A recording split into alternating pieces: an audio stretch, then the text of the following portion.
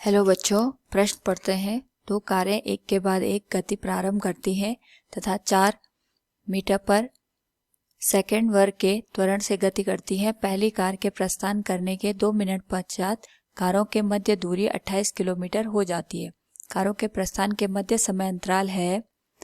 तो सबसे पहले हम यहाँ पे मुख्य अवधारणा का प्रयोग करेंगे और हमारे पास यहाँ पे मुख्य अवधारणा बनेगी सरल रेखा में गति। तो हमारे पास यहाँ पे 2 कार दे रखी है, दोनों यहाँ पे एक के बाद एक गति करना प्रारंभ करती हैं और इनका जो त्वरण है यहाँ पे वो हमें दे रखा है 4 मीटर पर सेकंड का वर्ग। तो यहाँ पे अगर हम समय को 2 सेकंड के बाद देखते हैं, यानी जो पहली कार है उसके प्रस्थान करने के 2 मिनट के बाद इन दोनों के बीच की दूरी 28 किलोमीटर हो जाती है। यानी अगर हम समय को 2 मिनट माने यानी 120 सेकंड।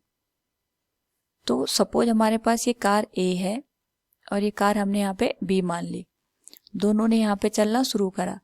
तो सपोज A ने यहाँ पे चलना शुरू करा तो हम ये देखेंगे कि 2 मिनट के बाद इसने यहाँ पे कुल कितनी दूरी तय की।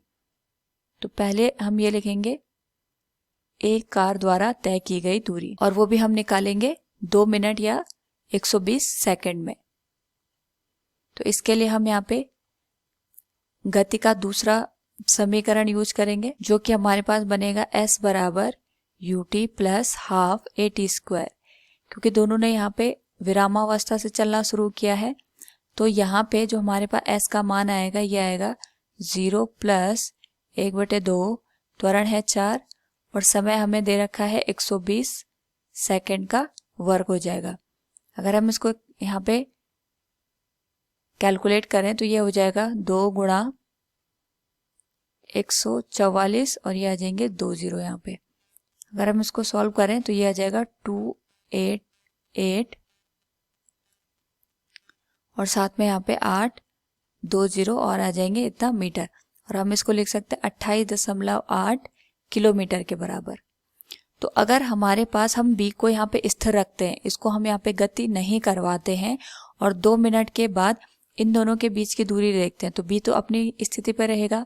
लेकिन 2 मिनट के बाद हमारे पास जो कार A है उसके सापेक्ष अगर हम b के बीच की दूरी देखेंगे तो वो हमारे पास 28.8 किलोमीटर आनी चाहिए थी।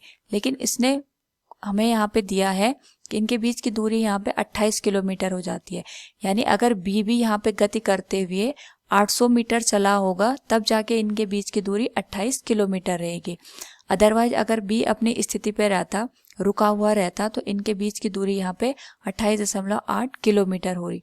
तो यहाँ पे जो एक्स्ट्रा हमारे पास 800 मीटर की दूरी है ये B ने तय की है। सो B द्वारा तय की गई दूरी, तो यहाँ पे जो हमारे पास B है ये कुल 800 मीटर की दूरी यहाँ पे तय कर रहा है। तो इस 800 मीटर को तय करने में अगर हम देखें तो यहाँ पे इसने जो टोटल समय लिया होगा अगर हम उसकी गणना करें तो हम यहाँ पे गति का दूसरा समीकरण यूज करेंगे s बराबर ut प्लस हाफ at² से। ये भी हमारे पास यहाँ पे विरामावस्था शुरू हो रहा है तो यहाँ पे जो दूरी आएगी 800 आएगी और ये आएगा 1/2 गुणा त्वरण 4 का हो रहा है इसमें भी, जो समय हमें इसका मान निकालना है। तो ये हो जाएगा 2 से 4 यहाँ पे कैंसिल हो जाएगा, ये हो जाएगा हमारे पास 400 बराबर t का वर्ग। अगर हम यहाँ पे समय के का मान निकालेंगे तो ये आएगा प्लस माइनस 20 सेकेंड, माइनस को हम हटा देंगे तो हमारे पास आएगा 20 सेकेंड। हमें यहाँ पे प्रश्न में पूछा है कि 2 कारों के प्रस्थान के मध्य अंतराल कितना है। तो अगर हम यहाँ पे अंतराल निकालेंगे तो इन दोनों के बीच में के जो समय अंतराल है, पहली कार का 120 सेकंड आ रहा है तो दूसरी कार का यहाँ पे 20 सेकंड आएगा। यानी दोनों का जो अंतर आएगा वो 100 या 100 सेकंड आएगा। पहली कार के 100 सेकंड के बाद ही हमारे पास यहाँ पे दूसरी कार चलना शुरू करेगी, तभी जाके ये 800 मीटर की दूरी यहाँ पे तय कर सकती है। यानी इसने 20 सेकंड में यहाँ पे 800 मीटर की दूरी तय की है। तो 20 सेकंड का मतलब ये हो गया पहली कार 120 सेकंड चल चुकी है, तो उससे 100 सेकंड के बाद हमारे पास यहाँ पे दूसरी कार चलेगी, तब जाके इनके बीच की दूरी 28 किलोमीटर यहाँ पे रहेगी। तो अगर दिए गए प्रश्न से हम देखें तो कारों के प्रस्थान के मध्य समय अंतराल है, तो ये हो जाएगा हमारे पास 100 सेकंड। उम्मीद है आपको समझ में आया होगा। धन्यवाद।